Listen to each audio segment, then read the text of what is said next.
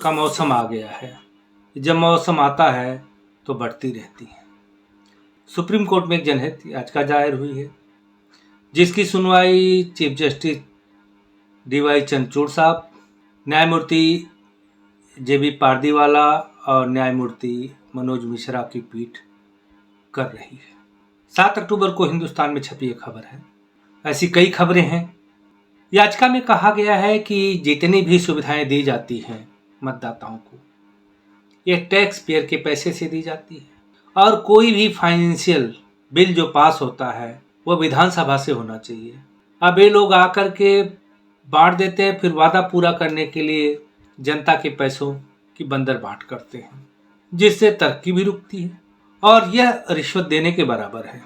तो जहां रिश्वत की मनाही है वहीं प्रत्यक्ष या परोक्ष रूप से रिश्वत नहीं है, इसे रिश्वत ही माना जाना चाहिए। इसके लिए अदालत ने केंद्र सरकार, राजस्थान सरकार और मध्य प्रदेश सरकार को नोटिस जारी कर दिया है और 4 हफ्ते के अंदर जवाब मांगा है। याचिका ने सुप्रीम कोर्ट में कहा है कि जनहित के लिए जारी हुए पैसे को ऐसे बर्बाद न किया जाए। चुनाव से ऐन पहले ऐसे वादे या नकदी का वितरण घूस देने के बराबर है। अब सवाल उठता है कि क्या ऐसे वादों को नियंत्रित कर सकते हैं? तो याचिकाकर्ता की दलील सुनने के बाद मुख्य न्यायाधीश DY चंद्रचूड़ ने याचिका के अधिवक्ता से कहा कि चुनाव से पहले सभी तरह के वादे किए जाते हैं, क्या हम इसे नियंत्रित कर सकते हैं? इस बात पर याचिका के वकील ने कहा कि जनहित के लिए क्या लाभकारी है और क्या नहीं, इसको लेकर एक रेखा खींची जानी चाहिए। सरकार को नकदी बांटने की अनुमति देने से अधिक क्रूर कुछ भी नहीं हो सकता।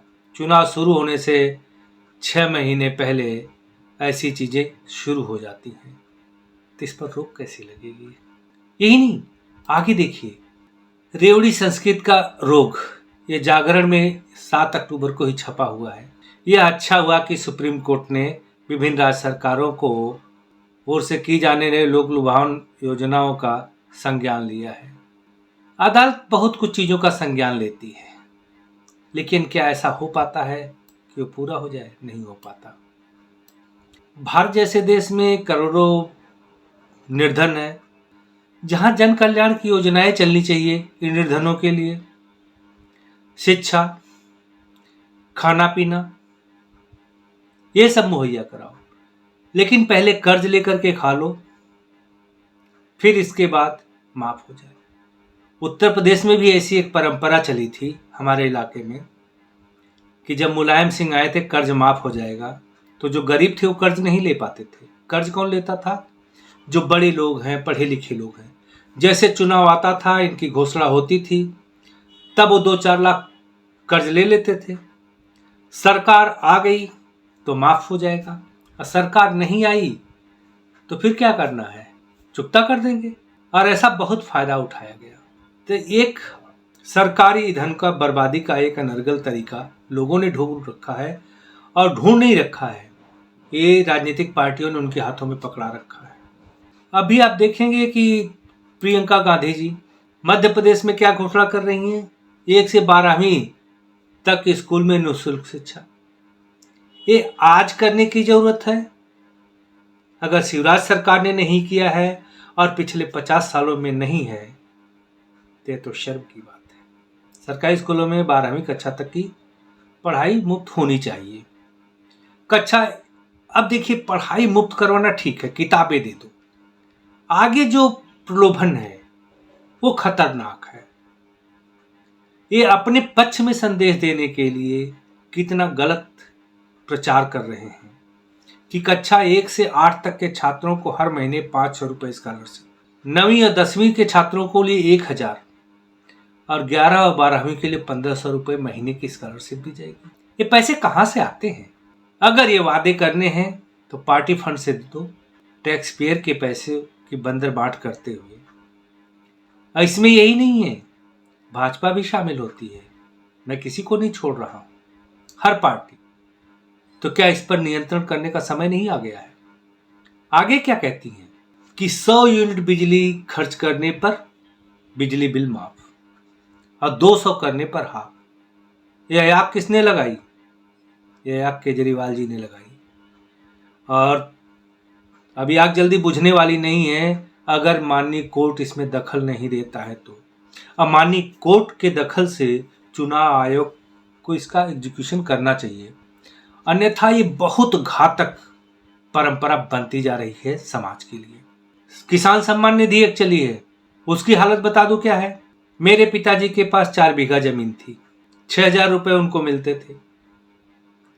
पिताजी नहीं रहे, उनके 4 बेटे, 4 बेटों को 1-1 बीघा जमीन मिल गई। अब वे 4 के चारों बेटे अप्लीकेबल हो गए। जहां 6,000 रुपए सरकार दे रही थी, अब 24,000 दे रही है। तो क्या ऐसा नहीं होना चाहिए कि उसमें 1,500 रुपए बढ़ जाए? ऐसा करे सरकार तो ठीक है, लेकिन 6 में 24, तो ये सरकार किसके पैसे बांट रही है? और इन पैसों को बांटने से महंगाई नहीं बढ़ेगी या गरीब और गरीब नहीं होता जाएगा? हम लोगों को कर्म करके खाना सिखाएं, लोगों को अपाहिज या भिखमंगा बनाना काम नहीं है। इन परंपराओं से बचें और लोगों को बचाएं। और जहां पर आपको लोक लुभावन वादे किए जाते हैं, उनके करीब न जाएं। किसानों का कर्ज माफ करने की बात इस बार भी कर रही हैं प्रियंका जी, लेकिन पिछली बार 10 दिन के अंदर माफ होने वाला कर्ज कितना माफ हुआ था? अगर यही माफ हुआ था तो फिर पार्टी क्यों टूटी थी? मध्य प्रदेश में किसी मुख्यमंत्री की घोषणा नहीं की गई है, फिर भी शिवराज सिंह का आना बड़ा मुश्किल है। भाजपा ने संकेत दे दिया है कि शिवराज सिंह दोबारा मुख्यमंत्री नहीं बनाए जाएंगे, लेकिन यह कहीं साजिश न हो, वो बहुत प्रिय हों और भाजपा ला के बिठा दे, इस बात का डर जनता के बीच में है। इसीलिए कहीं शिवराज मुख्यमंत्री न बन जाए। जनता अभी भाजपा के बहुत करीब नहीं आ रही, लेकिन मामला बहुत कांटे का है। राजस्थान में साफ हो गया है कि दिया कुमारी या बाबा बालकनाथ ये हैं अगर भाजपा जीतती है। और लोगों के मन में आशा भी जगी है, जैसे दिया कुमारी को लाया गया। अब बाबा नाथ की तरफ लोग लगाए हैं कि योगी नाथ जी जैसा शासन कर रहे हैं वैसा शासन बाबा बालकनाथ कर सकते हैं, जिनके आगे पीछे कोई नहीं है। क्योंकि बाकी तो कोई दामाद के लिए करेगा, कोई बेटे के लिए करेगा, कोई बेटी के लिए करेगा। तो आप इस पर विचार कीजिएगा कि कितना घातक है। इसका लाभ बहुत लोग उठा रहे हैं जो इसके खिलाफ हैं, और क्या न उठाएं जब बांटा जा रहा है। तो इस परंपरा को समाप्त कर दो, गरीबों तक सीमित रखो, लेकिन गरीबों को योजनाओं का फायदा कहाँ मिलता है? सच्चाई बहुत कड़वी है, सरकार को चुभेगी। तो मेरा सरकारी तंत्र सबसे अनुरोध है कि इन पर लगाम लगाने का प्रयास करें। एक बहुत गलत परंपरा समाज में फैल चुकी है। वीडियो को लाइक कर दे, शेयर कर दे। अभी के लिए इतना ही, फिर मिलेगा अगली वीडियो में। तब तक के लिए नमस्कार, जय हिंद।